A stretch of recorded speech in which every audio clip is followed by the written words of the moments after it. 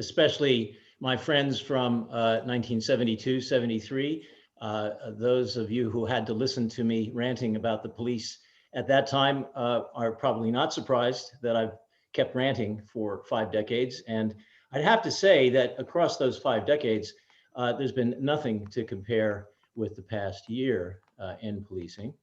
What we are seeing, I think, is an important question, not only about the future of democratic policing, but some might say the issue of whether there will be a future of policing in the shape that we know it. In any case, it was a year ago that, well, in May of 2020, the City Council of Minneapolis, for example, pledged to abolish the police department as it was operating. And there have been major questions about whether other institutions could be doing the same thing that policing does better and with more respect for human rights.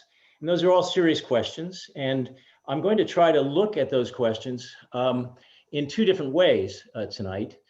Questioning first, what should the future of policing be? What would be the best policies for supporting democracy with good policing, for supporting the rule of law, for achieving racial equity, and certainly public safety against violent crime? And that's clearly a different question from what's actually going to happen and what will the future of policing be, which would involve predicting some scenarios in which police might become more competent. In some ways, they might become less trusted in the process.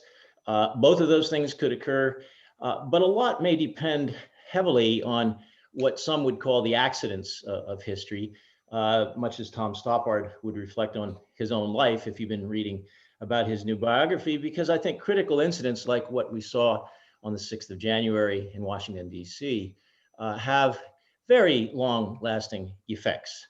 And just to start with that view, I'd like to see if we can consider the future of policing from the perspective of the birth of policing, as we know it not only in Britain, but also in other countries around the world that have, to some degree, created policing models based on the British model.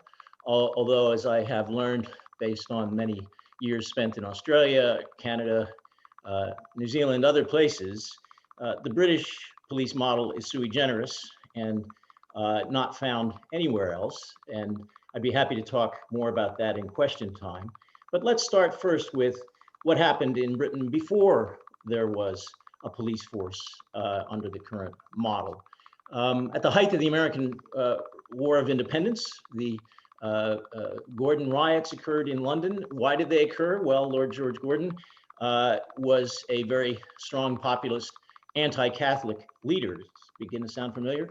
And when the government of the day said, we don't have enough troops to suppress the rebellious Americans, we need to allow Roman Catholics to join the army.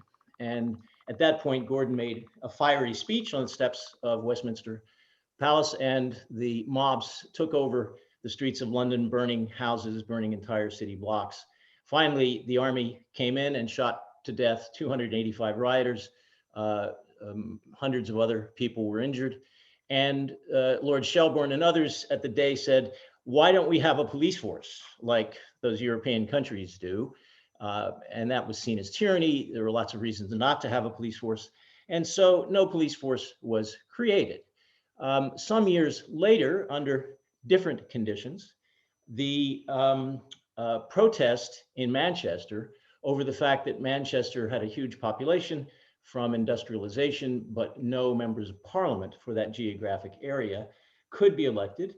And there was a growing and certainly peaceful demand for the right to vote. 60,000 people gathered in St. Peter's Field in the center of Manchester. They were peaceful, unlike the London rioters that George Gordon whipped up. And with the Riot Act being read properly to this crowd that probably couldn't hear it, The soldiers who had been fighting at Waterloo, the yeomanry in their uniform, the hussars, attacked this crowd, leaving 18 dead, hundreds hurt. The estimates have never been very precise. And the reaction to Peterloo, which is still going on, recent movie about it, the reaction from Lord Liverpool, the Prime Minister of the day, was to give the people involved medals. The magistrates, the soldiers, the police, the constables who were working under the old system before there was a professional police force. Sir Robert Peel, working his way up the government ladder and soon to be Home Secretary, alone apparently among the conservatives, was quite sickened by the fact that the army was used to attack the police. That was the whole point of Peterloo, with the Waterloo soldiers fighting British people as if they were French, as if they were the enemy and the opposition, when all they were doing was to ask if they could participate in government. Well, participate in government they did eventually, but not until Peel had actually designed the Metropolitan Police, hired 2,000 officers to launch it in 1829, and promptly saw the Whigs take over with Lord Melbourne as the Home Secretary, who continued the habit of saying, if you're going to have a protest over getting a right to vote, which was about to happen in Coldbath Fields in London, we're not going to let you. And so he ordered the police to suppress the demonstration, which was peaceful, and to not allow the gathering to occur. The two police commissioners of the day argued with the Home Secretary, Melbourne, that they shouldn't take that action. They were ordered by Melbourne to do it. And Sir Richard Mayne, a Cambridge graduate, a lawyer, and a very careful man, took notes of the meeting. The event occurred, and no civilians were killed, according to the historical record, but a police officer was beaten to death. 16 people were tried for the murder of the police officer, and they were acquitted by a jury of their peers on the grounds that the police had no basis for attacking those citizens and that they were acting in self-defense. At that point, Melbourne criticized the police, said, no, that's right, they should never have broken up the meeting. And Mayne came before Parliament and said, hang on, this guy's lying. Here's the notes. It sounds a lot like the FBI director in his meeting with Trump.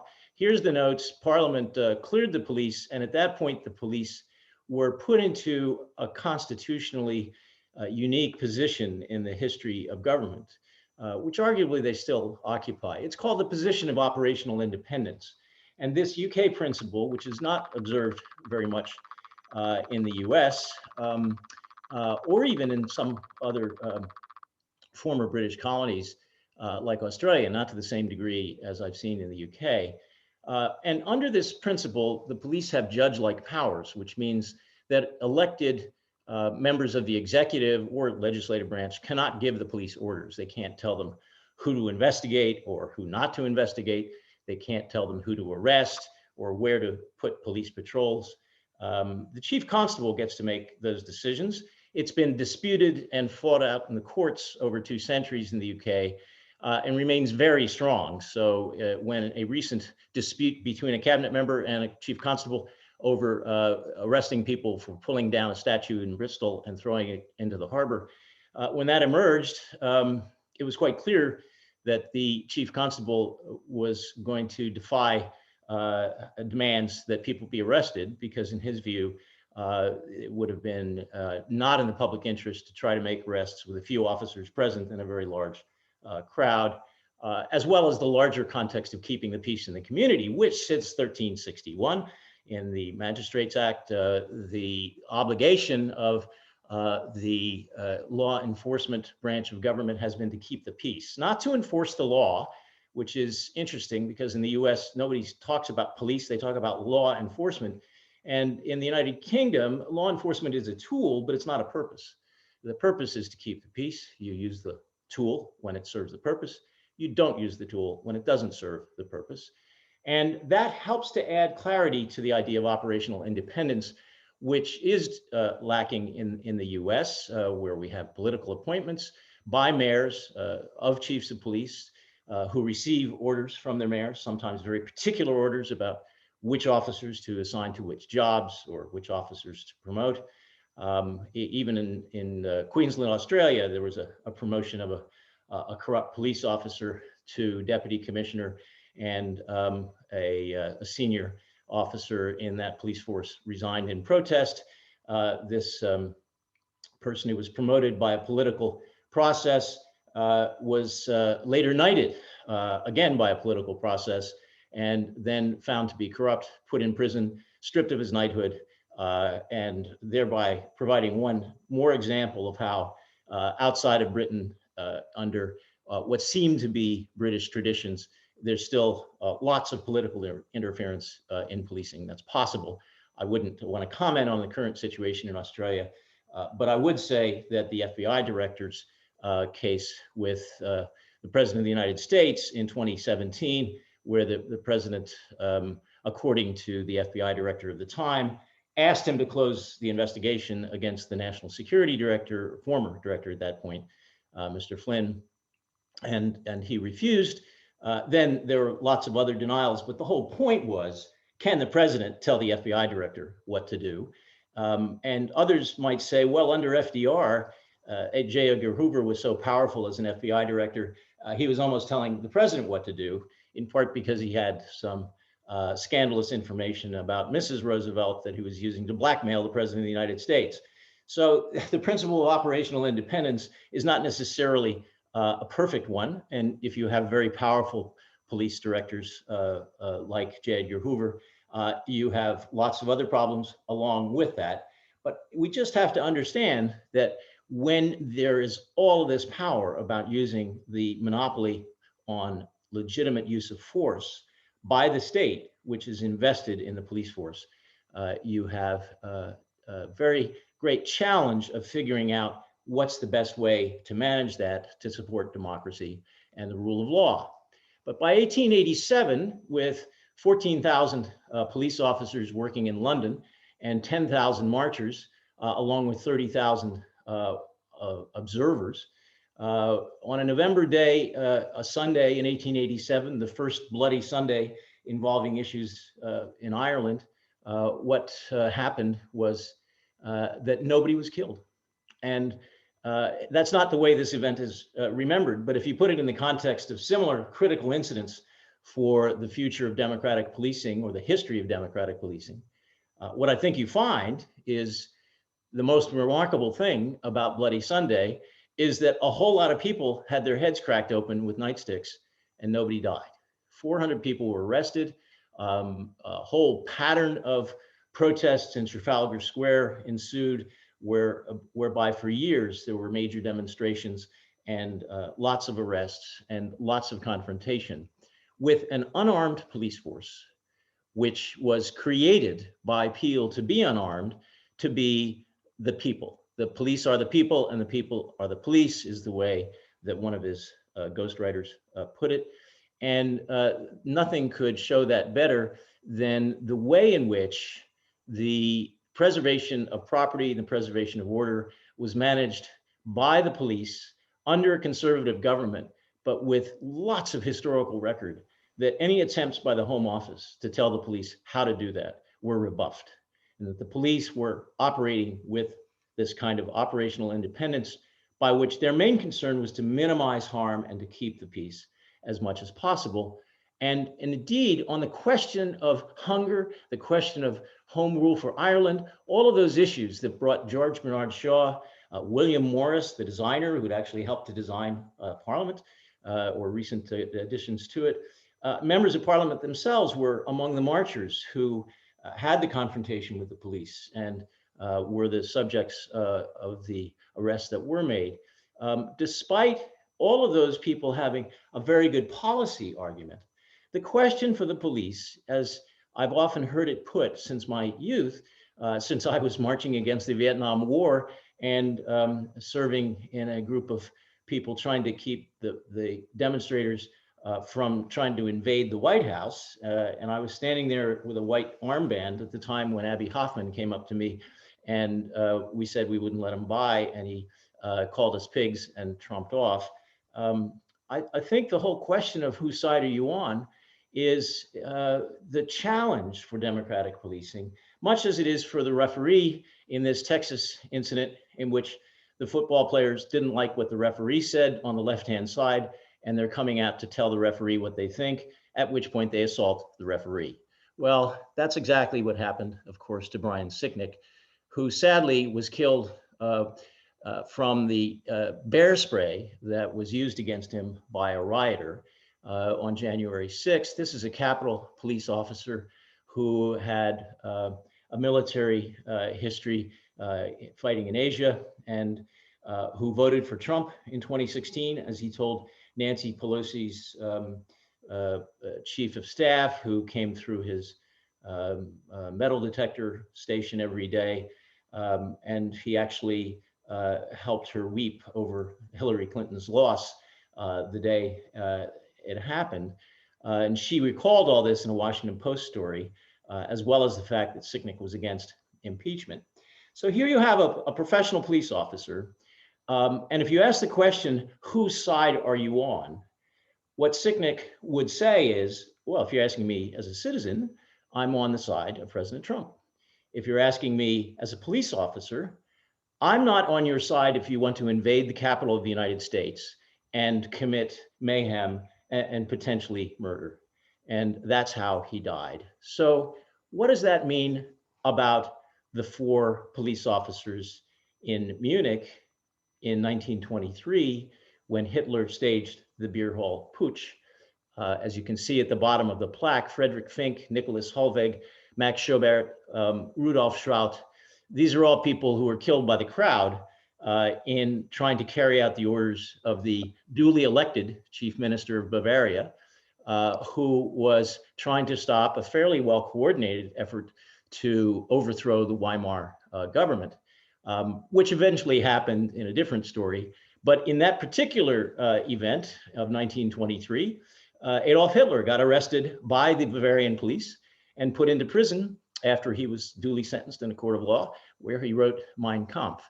But it didn't happen without police officers dying, not because they were on Hitler's side or they were on the communist side or other things that were going on in Berlin throughout most of the Weimar Republic, but rather because they were trying to uphold the rule of law.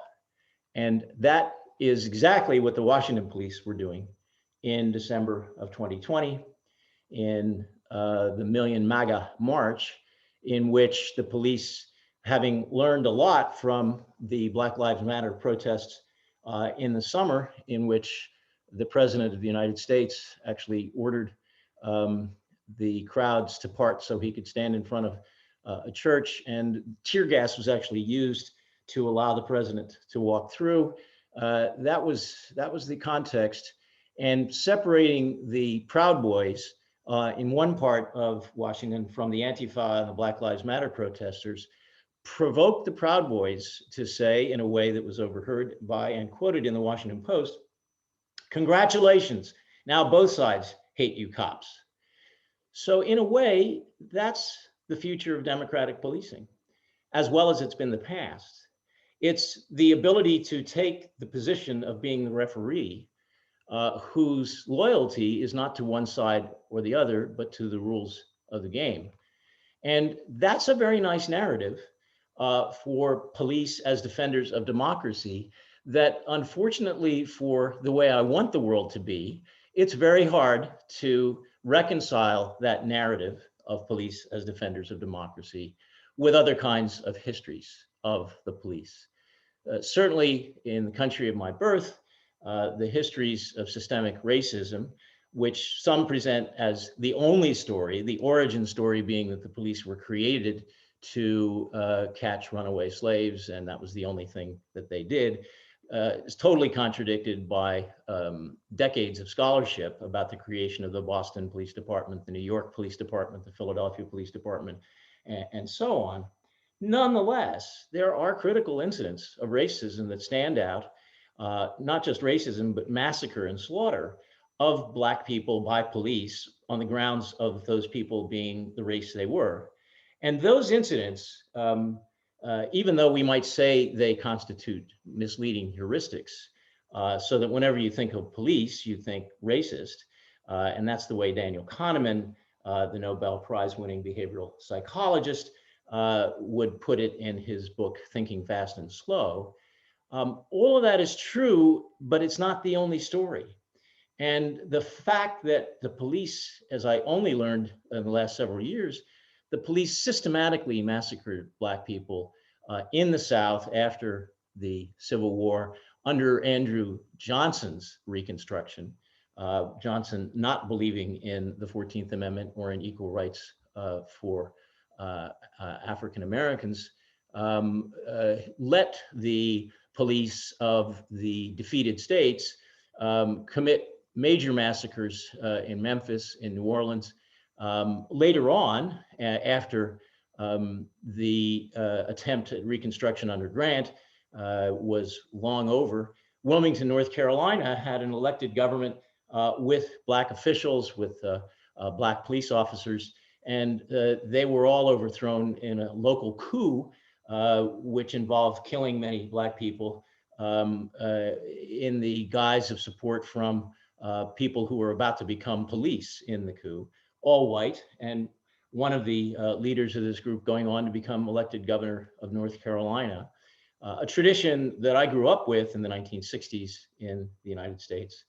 And recalling that history, just as we recall the history of slavery, is a constant reminder of this challenge for a democracy to maintain a neutral referee in the status of the police so that you don't see George Floyd being suffocated by Derek Chauvin, a police officer who never would have been allowed to serve 18 years in the British police service, I can say with a great deal of evidence, but one who's about to go to trial this week in Minneapolis and whose case will again come to dominate the narrative of American police as racists. And the only way to deal with them, as Alex Vitale, the author of the book, The End of Policing, said, is not to reform the police, but to abolish the police.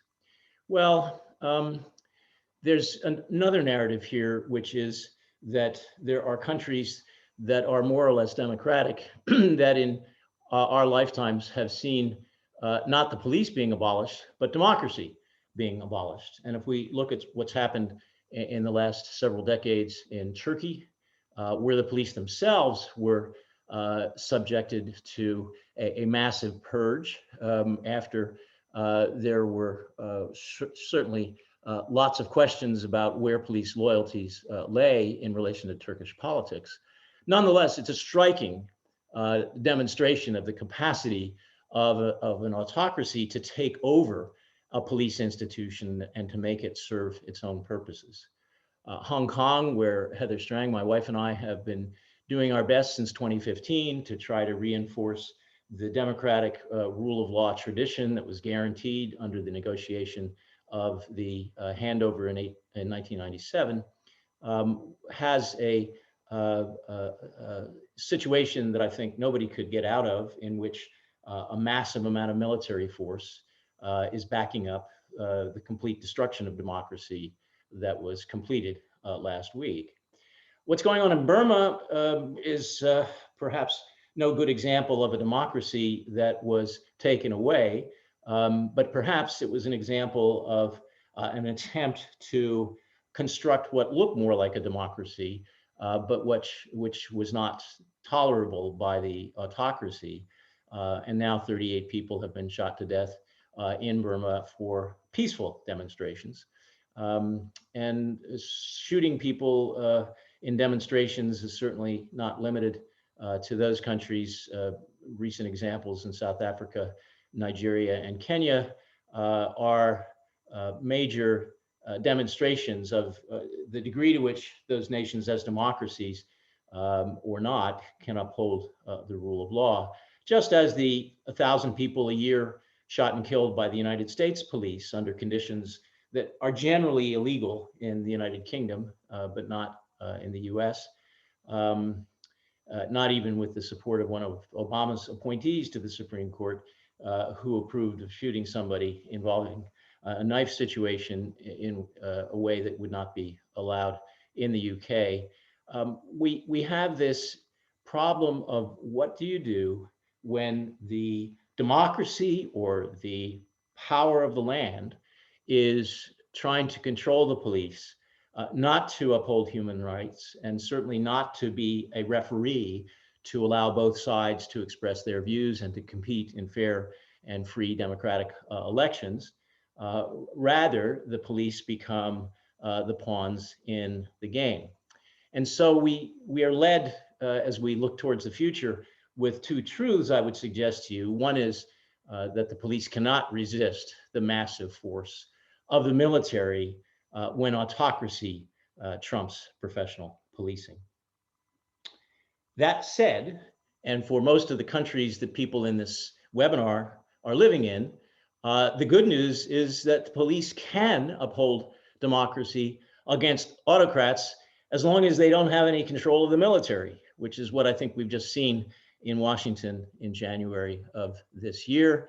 I don't think anybody in the United Kingdom would consider contemplating the kind of effort that was developing in the United States and may still be developing with the rise of right-wing terrorism, which is not a problem that is limited to the United States. And a very substantial proportion of terrorists in British prisons are identified with right-wing ideologies.